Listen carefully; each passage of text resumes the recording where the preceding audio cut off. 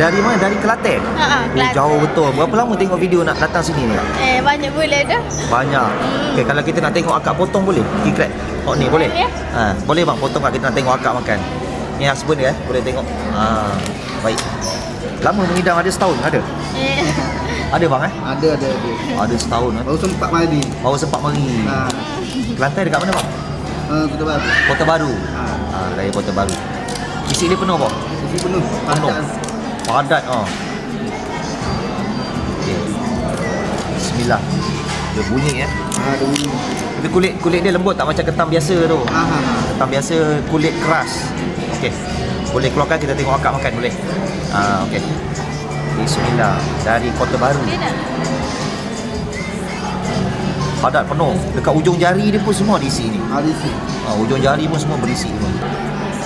Okey kak, boleh tengok kamera sikit. Boleh angkat tengok isi dia. Tu dia. Ayo. Bismillah. Padat. Macam mana? Manis rasa dia? Manis lemak. Manis, lemak. Sama tak dengan ketan-ketan biasa? Tak sama. Okey kak, tolong royak boleh? Panggil semua orang-orang Kelantan yang belum mari sini kak. Hak mana Kelantan tu hak tak mari lagi, nasi lemak lobster JB boleh mari. Memang sedap dak. Memang sedap dak. Terima kasih banyak bang Terima kasih banyak. Terima kasih banyak kak. Terima kasih banyak. Okey guys. So yang mana nak makan Alaska King Crab yang tadi tu 498, nak lagi besar 598, nak lagi besar 698. Kalau yang tadi daripada Kelantan, yang ini kita ada abang dari Terengganu. Orang Terengganu. Kita tengok orang Terengganu makan semangat, berserak. Isi penuh Isi penuh. Mantap bang, tengok isi. Terengganu kat mana ni? Terengganu Dungun. Dungun. Orang Dungun.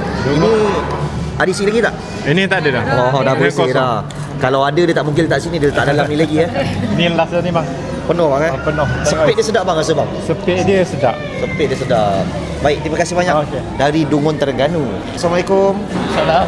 Tengah potong apa tu? Tengah potong, tengah siang singgah untuk orang rumah. Tengah potong rumah. Macam mana isi dia penuh tak King Crab? Penuh bang. Penuh bang Penuh.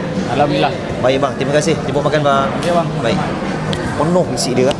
Okey, so yang mana nak makan King Crab yang tadi 498, nak besar 598, nak lagi besar lagi 698, ada 3 harga. Okey. Jangan lupa kalau nak singgah ke restoran saya, type saja nasi lemak lobster JB Setia Tropika.